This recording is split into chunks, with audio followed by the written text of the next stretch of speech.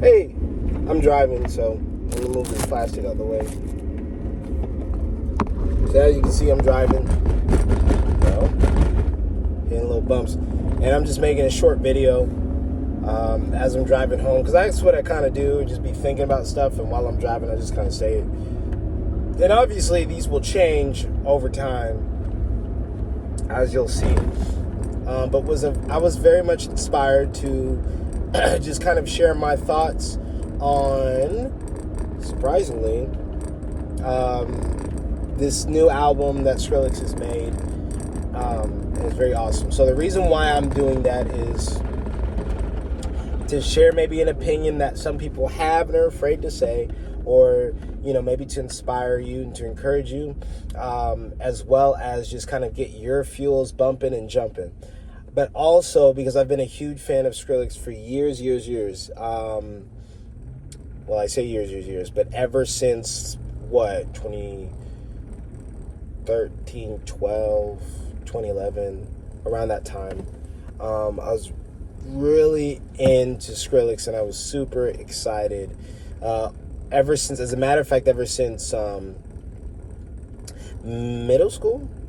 middle coming into high school, or high school somewhere. I think that was ninth grade in high school. I remember one day it was the days when SoundCloud was just kind of forming, when it was new, and it was the days where LimeWire and other MP3 sites were just coming out. And I remember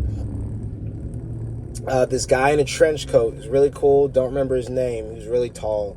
Didn't look like he was supposed to be in the grade that I was in, but that guy is cool. Shout out to that guy. But he showed me this cool website called SoundCloud, and where you could listen to free music, and that was exciting. I'm like, oh, that's cool. And so I didn't know nothing about it because I was trying to figure it out. We were in this class together, and he showed me that website, and I was like, oh, cool. So I brought my headphones, listened to it, because in the class you weren't supposed to listen to music in there or whatever, except computer work stuff.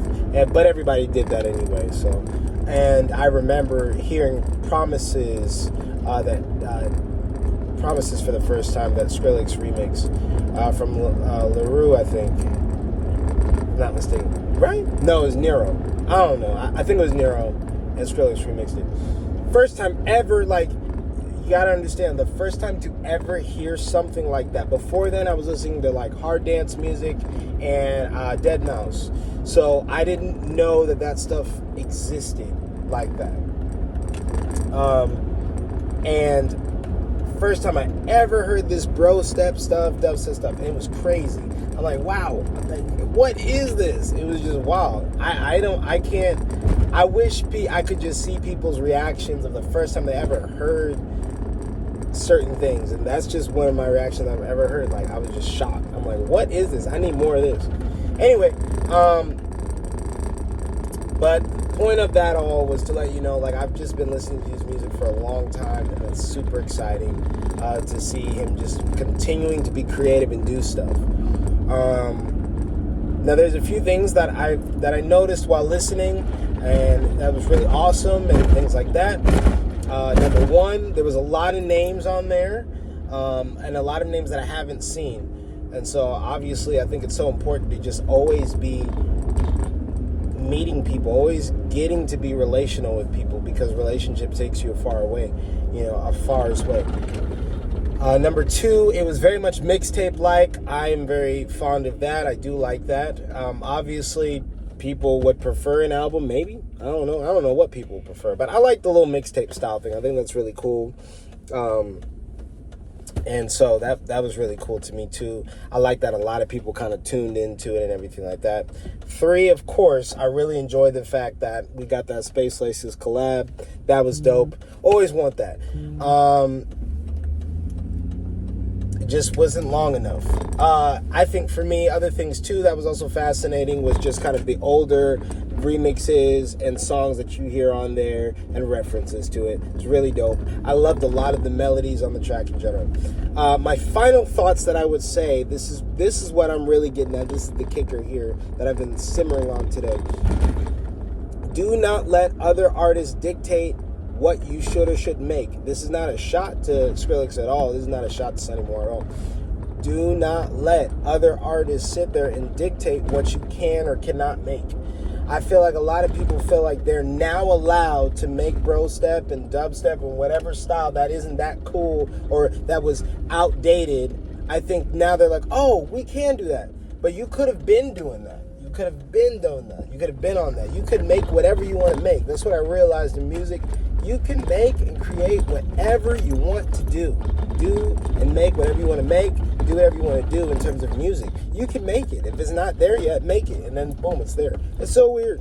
It's very weird. And it's weird to say that, I understand. But the reason why I guess I have to say that, and I think people need to say it more oftenly, is that people are kind of just making the same stuff and following trends. Trends isn't a terrible thing to follow, but I mean, it only really gets you so far. Like in terms of career and stuff like that, following trends. You got to be a pioneer, man. You know what I'm saying? That's why the music I make, it's not that popular. And I know people don't truly understand it, but it's cool. I mean, it's what I like. And I'm learning to love it each and every day because it's just part of who I am. So I think that a lot of people feel like, oh, because a big artist made it cool, we can now actually do it and make it cool. And maybe nobody's thinking that. But I saw some memes, and memes kind of dictate where culture is. So, you know, I saw some memes that made that kind of reference.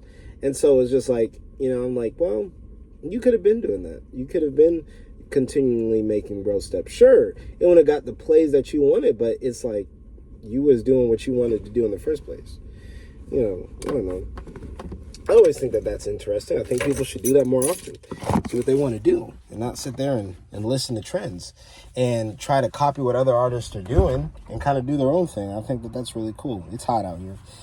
So those are my thoughts. Final thoughts. That's what I would say. And it's not the artist's fault. It's our fault for consuming stuff and thinking less than.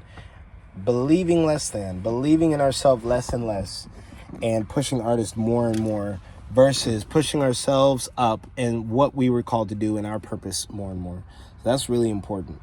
And so I just want to encourage each and every person listening that God has put something inside of you that's unique to the world. Put it out. Do what God has put inside of you. My feet are itching, so that's why I'm looking away. It feels good to itch my foot with the sock on. But yeah, man, I mean, that's really it. I think that's all I've got. This isn't a detailed thing. This is just the thought. The main thought was to do what you want to do and stop letting artists dictate what you should make. I think plain and simple. Yeah, that's it. I think so. I'm going to drink some water now.